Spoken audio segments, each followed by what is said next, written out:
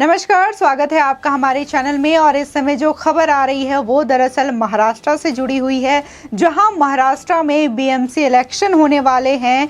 Election sir पे है, तो वहीं वहां की राजनीति में लगातार घमासान मचा हुआ है, जहां लगातार ईडी की छापेमारी की जा रही है। वहां के बड़े और कद्दावर नेताओं की जो अवैध संपत्ति है उसको जब्त किया जा रहा है। उसी के साथ ही साथ एक और घमासान है अजान और लाउड स्पीकर को लेकर। अब इन सब के बीच में जिस तरीके से एनसीपी नेता शरद पवार के यहाँ पे कुछ लोग पहुंचते हैं, और वो कोई और नहीं बल्कि खुद सरकारी कर्मचारी है, और वो जाकर के तकरीबन 100 से भी ज्यादा लोग जाते हैं और वहां पर अचानक से प्रदर्शन करते हैं। तो वहीं ये सवाल उठता है कि आखिर पुलिस उस टाइम पे क्या कर रही थी। मीडिया वहां पे मौजूद होती है लेकिन पुलिस लेट से आती है। इस घटना की निंदा जहां पूर्व मुख्यमंत्री देवेंद्र फडणवीस ने की है, तो वहीं ममता बनर्जी ने भी इसकी निंदा की है और सरकार पर आरोप लगाए, सरकार से सवाल किए। हम आपको बताते हैं कि ये मामला जो है क्यों इस तरीके से तूल पकड़ता जा रहा है और आखिर क्यों ममता बनर्जी से लेकर के देवेंद्र फडणवीस ने इसकी निंदा की है। बता दें, मुंबई में राष्ट्रवादी कांग्रेस पार्टी यानी कि एनसीपी के प्रमुख शरद पवार के आवास के बाहर महाराष्ट्र राज्य परिवहन निगम के कर्मचारियों की ओर से किए गए विरोध प्रदर्शन की निंदा करते हुए महाराष्ट्र के पूर्व मुख्यमंत्री देवेंद्र फडणवीस ने शनिवार को कहा कि ये पुलिस विभाग और खुफिया एजेंसियों की बड़ी विफलता है और इसकी जांच होनी चाहिए। बता दें, बीजेपी के वरिष्ठ नेता फडणवीस ने कहा कि उन्होंने पूर्व में कहा था कि एमएसआरटीसी के हड़ताली कर्मचारियों के मुद्दों को उचित मंच पर रखने की आवश्यकता है और राज्य सरकार को उनकी मांगों को सुनना चाहिए। वहीं आपको बता दें कि एमएसआरटीसी के 100 से अधिक हड़ताली कर्मियों का एक समूह शुक्रवार को दोपहर बाद दक्षिण मुंबई में पेडर रोड स्थित पवार के आवास सिल्वर ओक के बाहर अचानक पहुंच गया और उग्र प्रदर्शन किया। घटना से अनजान पुलिस को आक्रामक प्रदर्शनकारियों पर लगाम लगाने के लिए काफी संघर्ष करना पड़ा। वहीं प्रदर्शनकारियों ने एनसीपी प्रमुख के खिलाफ नारेबाजी भी की और उनमें से कुछ ने अपने जूते उनके घर की ओर भी फेंके। वहीं प्रदर्शनकारियों का आरोप था कि पवार ने उनके द्वारा उठाए गए मुद्दों को सुलझाने के लिए कुछ नहीं किया। वहीं देवेंद्र फडणवीस ने कहा कि प्रदर्शन के बाद एक महत्वपूर्ण मुद्दा उठा, जो कि पूरे मीडिया को प्रदर्शनकारियों के आंदोलन के बारे में पता था। मीडिया में काम करने वाले मेरे कुछ दोस्तों ने कल मुझे बताया कि उन्हें दोपहर 2:30 बजे एक मैसेज मिला था। इसलिए महत्वपूर्ण मुद्दा ये है कि पुलिस उस वक्त क्या कर रही थी। राज्य विधानसभा में नेता विपक्ष ने कहा कि लोग योजना बनाकर इतने बड़े नेता के आवास की ओर बढ़ रहे थे, लेकिन पुलिस को कुछ पता नहीं चला। ये पुलिस की बड़ी विफलता है और इसकी जांच होनी चाहिए। वहीं पुलिस और खुफिया विभाग की इतनी बड़ी विफलता कैसे हो सकती है? साथ ही मीडिया कर्मी समय पर वहां पहुंच जाते हैं लेकिन पुलिस देर से पहुंचती है। उन्होंने कहा कि प्रदर्शन के पूरे दृश्य बहुत ही ज्यादा भयानक थे और घटना की जांच होनी चाहिए। गौरतलब है कि राज्य परिवहन निगम के कर्मचारी नवंबर 2021 से हड़ताल पर हैं। बता दें, परिवहन निगम में करीब 90,000 से अधिक कर्मचारी हैं।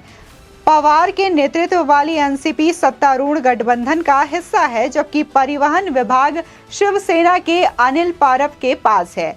हड़ताली कर्मचारियों की मुख्य मांग नकदी संकट से जूझ रहे परिवहन निगम का राज्य सरकार में विलय करने की है। पवार के आवास के बाहर प्रदर्शनकारी बॉम्बे हाईकोर्ट की ओर से कर्मचारियों को 22 अप्रैल तक ड्यूटी फिर से शुरू करने का निर्देश दिए जाने के एक दिन बाद हुआ। वहीं पश्चिम बंगाल की मुख्यमंत्री ममता बनर्जी ने राष्ट्रवादी कांग्रेस पार्टी के प्रमुख शरद पवार के आवास पर हुए हमले की शनिवार को घोर निंदा की। आपको बता दें कि महाराष्ट्र राज्य सड़क परिवहन निगम एमएसआरटीसी के 100 से अधिक हड़ताली कर्मचारियों ने शुक्रवार को मुंबई में पवार के आवास के बाहर अचानक से उग्र प्रदर्शन किया। उस समय पवार अपने घर पर ही मौजूद थे। एमएसआरटीसी के कर्मचारियों का आरोप है कि उनके मुद्दों का समाधान करने के लिए एनसीपी प्रमुख ने उनसे कुछ नहीं किया।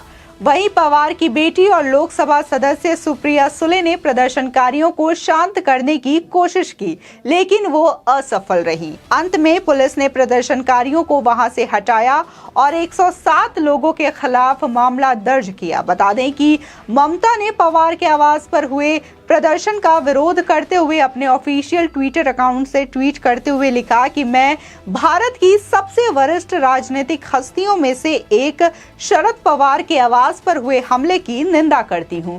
दोषियों के खिलाफ कड़ी कार्रवाई करने के महाराष्ट्र के मुख्यमंत्री के बयान का स्वागत करती हूं। वहीं विरोध प्रदर्शन के बाद पवार ने कहा कि आक्रोशित MSRTC कार्यकर्ताओं को एक नासमझ नेतृत्व द्वारा गुमराह किया गया था।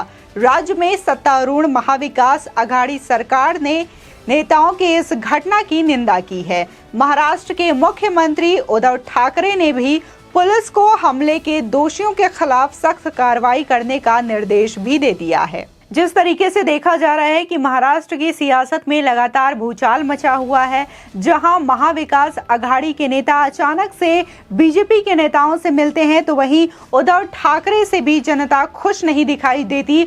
और जिस तरीके से अजान और लाउड स्पीकर को लेकर के BMC इलेक्शन के बीच में घमासान चल रहा है, और अब जो शरद पवार के घर के पास जिस तरीके से प्रदर्शनकारियों ने उग्र प्रदर्शन किया, वो ये साफ दर्शाता है कि जो सरकारी कर्मचारी हैं वो भी इस समय वर्तमान सरकार से वहां के खुश नहीं हैं और वो प्रदर्शन कर रही हैं। और ठीक इससे भी बुरा हाल वहां की जनता का है। जनता का भी सुध वहां की वर्तमान सरकार को नहीं है कि जनता किस हालात में है, और वो दावा करती है कि महाराष्ट्र जो है एक कुशल राज्य है और वहां की जनता खुश है। जिस तरीके से लोग प्रदर्शन कर रहे हैं, आवास के बाहर आते हैं, प्रदर्शन अचानक से शुरू हो जाता है। उसी के साथ ही साथ उनकी बेटी सुप्रिया सुले जब प्रदर्शनकारियों को शांत कराती हैं तो वो भी उसमें सफल नहीं हो पाती। इसी के साथ ही देखा गया कि ये बयान सामने आता है कि मीडिया को इस बात की जानकारी थी, लेकिन पुलिस को इस बात की जानकारी नहीं हो पाती, खुफिया एजेंसी को इस बात की जानकारी नहीं होती, और पुलिस जो है लेट से पहुंचती है प्रदर्शनकारियों पर, फिर उसके बाद एक्शन लेने की बात कही जाती है। और जिस तरीके से उद्धव ठाकरे भी बोलते हैं कि एक्शन लिया जाएगा और सख्त कार्रवाई की जाएगी, तो इससे पहले वहां की सरकार क्या कर रही थी कि एनसीपी प्रमुख शरद पवार के घर इस तरीके से लोग पहुंच जाते हैं और अचानक से प्रदर्शन करते हैं। जिस तरीके से दिखाई दे रहा है महाराष्ट्र की सियासत का हाल, वो BMC इलेक्शन में खुद पता चल जाएगा कि जनता किसे स्वीकार करती है और BMC इलेक्शन में किसकी जीत होती है। वर्तमान सरकार की बात करें तो उससे जनता जो है बेहाल दिख रही है। जनता के साथ ही साथ सरकारी कर्मचारी भी नाखुश दिख रहे हैं। आने वाले BMC इलेक्शन में जनता अपना फैसला सुनाएगी, लेकिन आपकी इस खबर पर क्या राय है हमारे कमेंट सेक्शन में जरूर बताएं। आगे की और भी खबरों के लिए हमारे चैनल को सब्सक्राइब करना ना भूलें।